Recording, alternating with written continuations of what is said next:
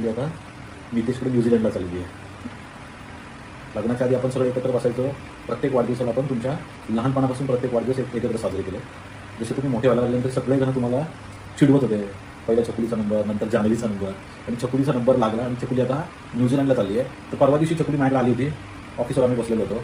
तर मला त्या दिवशी एक विशेष वाटलं की ही सगळी लहान लहान मुलं त्यांच्या लहानपणापासून आपण वाढदिवस साजरे करायचो.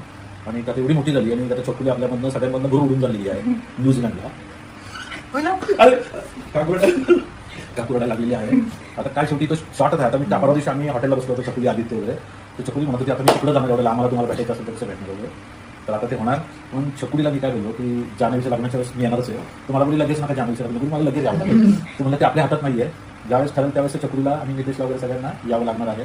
आता छकुली म्हणजे न्यूझीलंडला म्हणजे आपण बोलतो की आपण मुलं मुली जाताना इकडनं तिकडनं जवळ घेतो. पण एवढ्या लांब आता छकुली आपल्याकडून जाणार आहे.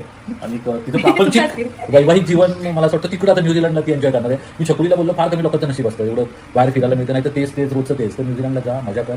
बरोबर आहे. भरपूर गोष्टी तिथे एन्जॉय करा. वैवाहिक जीवन व्यवस्थित घालवा. आणि छकुलीला मी सांगतो की वैवाहिक जीवनामध्ये प्रचंड तुझ्यामध्ये समजूतदारपणा ठेव. आणि तुझ्या वैवाहिक जीवनाला मनपूर्वक शुभेच्छा. आणि या मोबाईलमुळे आता आपण काय फार किती साता समुद्रापलीकडे गेलं तरी काय नाही. जग आता छोटं झालेलं आहे. आपण सातत्याने एकमेकांना भेटूच. ते काय व्हिडिओ कॉल करून वगैरे भेटू, एन्जॉय कर. आणि निघाला सरपंच फोनमध्ये ऑफलाईनचा टाइम टाकून ठेवला. मला कधी फोन करायचा हा तिने मला नंतर दिला. मला किती वाजता फोन करायचे म्हणजे मला झोपेत डिस्टर्ब करू नका. यावेळेस आणि तिने मला टाकून दिला मोबाईलमध्ये. पण छकुली खरंच तू गुड गर्ल आहे, नो प्रॉब्लेम. आणि तुला काय सांगायला नको. शांत डोकं ठेवून समजूतदारपणा ठेवून दोघांनी एकमेकांना समजून घेऊन तुमच्या म्हणजे मॅरेज लाईफचा एन्जॉय तुम्ही करा.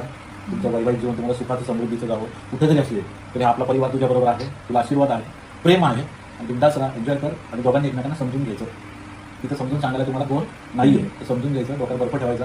थोडा कमीपणा झाला तरी चालेल. पण आपल्याला प्रवास आनंदात एन्जॉय करत हा डोक्यात बर्फ जिभेवर खडी साखर ठेवायची आणि लाईफ एन्जॉय करायची. लक्षात ठेव. चलो तुला तुमच्या गुड लक. काय तर म्हणतात हॅपी जर्नी. आणि पुढची तुझी लाईफ हॅपी एन्जॉयमध्ये जगली पाहिजे. आम्ही ते बघूच आणि ते करशील. कारण तुझ्यावर तसे सातपुते परिवाराचे संस्कार आहेत. जय हिंद, जय महाराष्ट्र.